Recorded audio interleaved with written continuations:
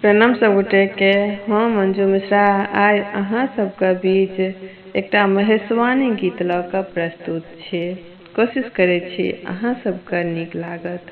जँ कनियो नीक लागत तऽ अपन आशीर्वाद देब, किछु त्रुटि भऽ जायत तऽ क्षमा कऽ देब। तऽ चलू सब गोटा सुनै जाओ।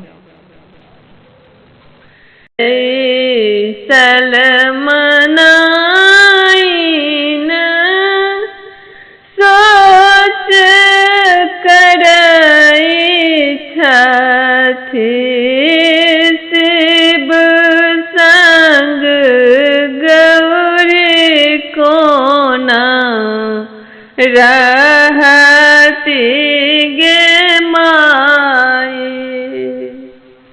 शिव संग गौरी कोना रहती गे माई।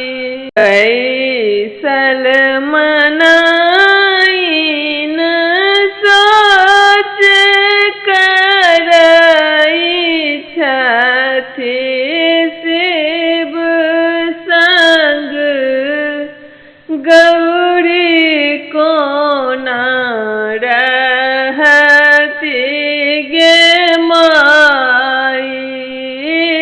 शिव संग गौरी कोना रहती गे माई।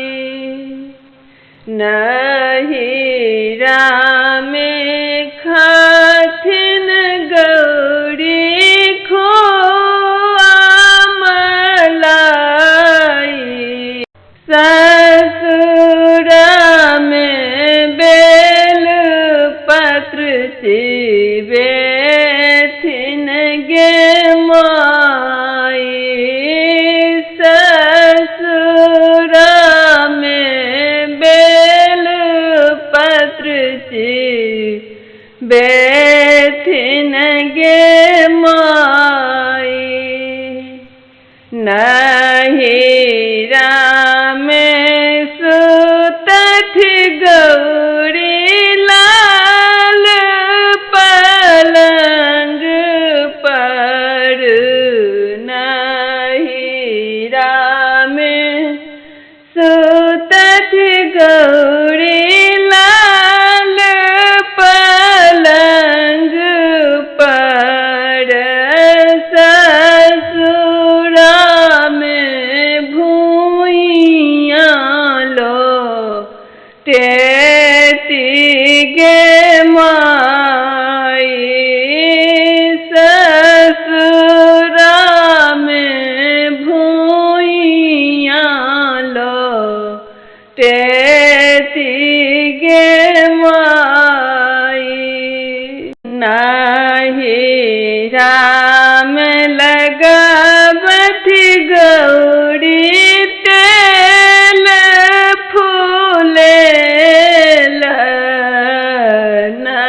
नहिरा में लगावथि गौरी तेल फूलेल। ससुरा में भस्म लेपेती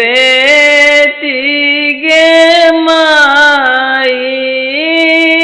ससुरा में भस्म लेपति गे माई।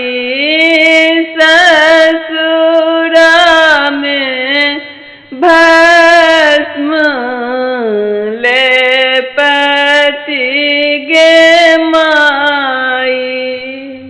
बैसल मनाइन सोच करई छथि शिव संग गौरी कोना रहती गे माई। शिव संग गौरी कोना रहती गे माई